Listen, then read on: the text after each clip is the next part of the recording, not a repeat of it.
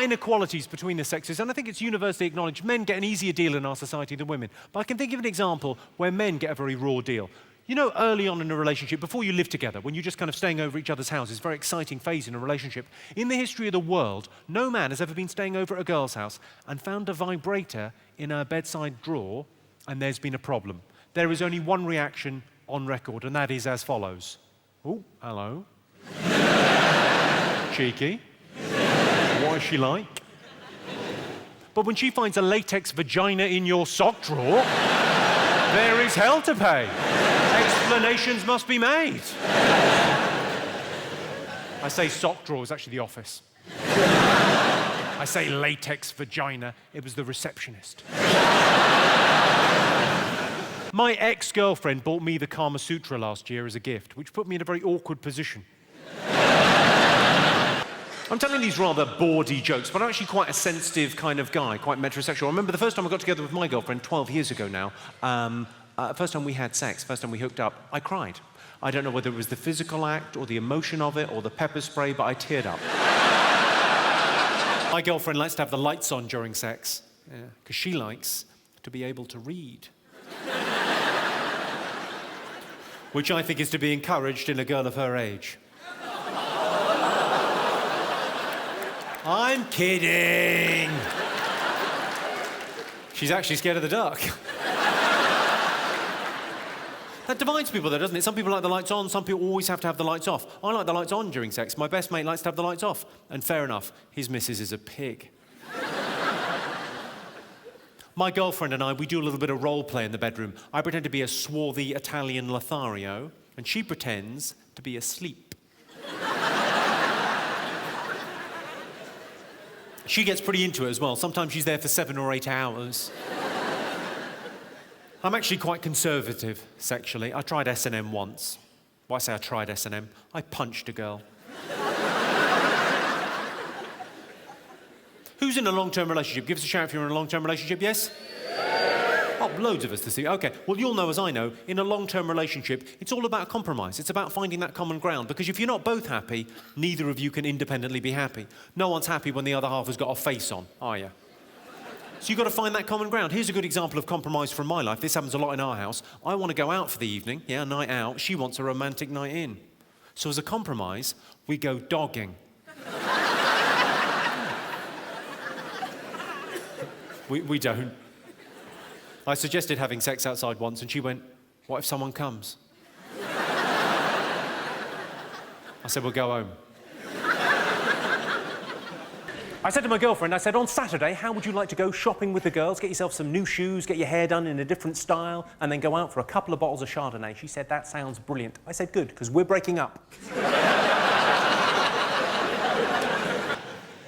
I fucked a girl with one leg. Should have used my cock.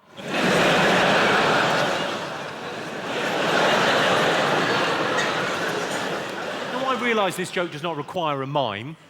It's a Saturday night in Birmingham, come on. There's quite a lot of couples in. I can see lots of couples around the place. Have you all had the sexual history conversation? Not all of you, clearly. The sexual history conversation happens about 3, 4, 5 months into a relationship, and the woman says to the man, I'd like to know about your sexual history. And the man thinks, oh, no, you fucking wouldn't. But the woman doesn't just ask once, she keeps on asking until she gets a result. Yeah? I had this recently, I was cornered. I had to have the sexual history conversation. I had to list every woman I'd ever been with, from the girl I lost my virginity to, right the way up to her. And that is where I should have stopped.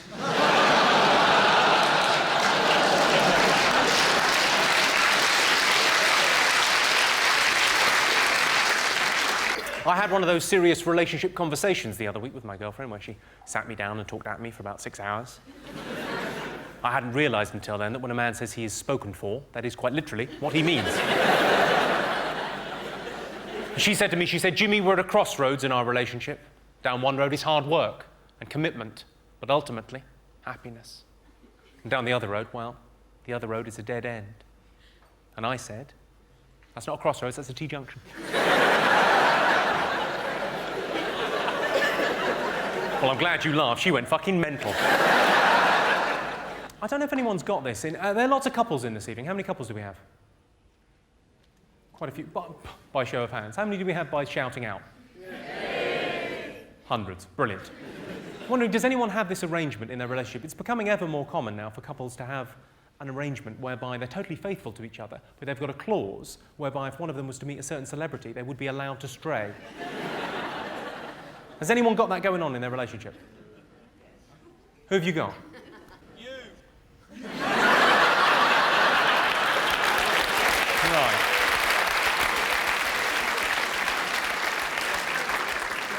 I noticed that you're sitting next to a lady. You're going to do what when you go home? She's going to kill you? Right. Or strap one on and fuck you, certainly.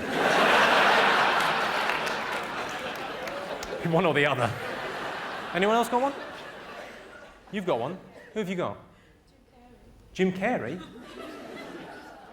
All right. He might be up for it. And who's your boyfriend got? Anything, I'm not bothered. What? Sorry? Anything good looking. What, bit of a change? Yeah, lovely.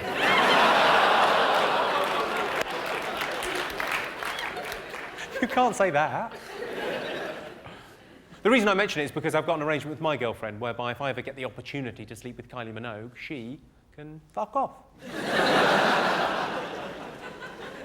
Women ask weird questions. Well, the women in my life have always asked weird questions. My girlfriend said to me recently, she said, "Which of my friends do you think is prettiest?" Well, that's what she said. What I heard was, "I fancy a fight." I don't know much about women, but I know there is no correct answer to the question, which of my friends do you think is prettiest? There's nothing I can say that she'll go, "Oh, good." Yeah. And there's going to be trouble, so I thought, well, I might as well be hung for a sheep as a lamb. So when she asked, which of my friends do you think is prettiest, I said, well, Karen is pretty, but Susan does that thing with her tongue.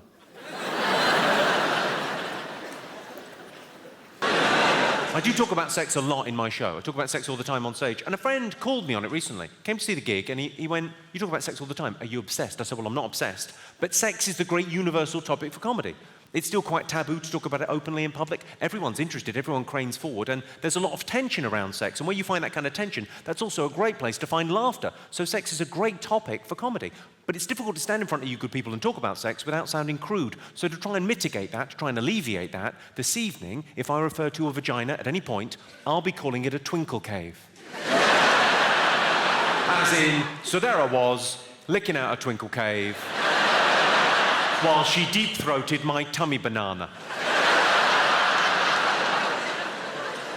It's nice to be nice, isn't it? I saw a woman wearing a top, it said super dry on the front. I said, have you thought about lubricants or HRT?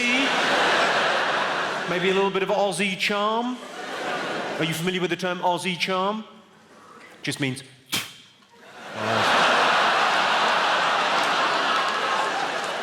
Australian charm, you're welcome. Very pleasing look from the ladies of London as if to say, well, I didn't know that had a name, but yes, that does happen. Hi, I'm Jimmy Carr, the guy you just saw in that video. Thanks for watching it, because somehow I get money from that. I don't know how. I don't know.